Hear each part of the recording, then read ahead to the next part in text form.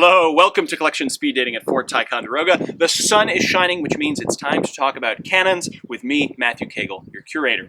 I'm standing here next to a Spanish 12-pounder. This is a bronze gun cast in Barcelona, Spain by José Barnola in 1747. This is the type of artillery the Spanish were using in their empire in Europe and in the Americas early in the 18th century. This particular gun has the vivid, deep Baroque castings that we see in a lot of early 18th century Spanish artillery.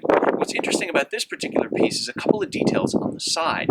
On the trunnions, these pieces which support the gun in its carriage, there's important information engraved on them. On the right trunnion, we get an indication of the weight. The weight in this case is provided in quintals and libras, so equivalent to the English hundredweights and pounds, and they indicate that this cannon weighs about 2,789 pounds. Interestingly enough, though, there is a qualification on the engraving about the weight, indicating that it's in Castilian weight. Of course, being cast in Barcelona, in Catalonia, there's a distinct system of weights and measures in that part of Spain, and they have to indicate very clearly that this is set to the imperial standard of Castile.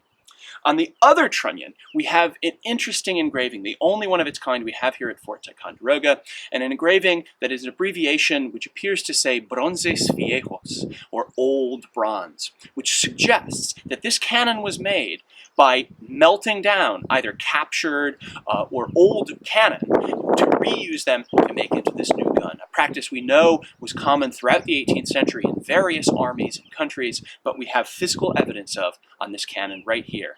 Just some of the really interesting details you can pick up from cannon like this all over Fort Ticonderoga.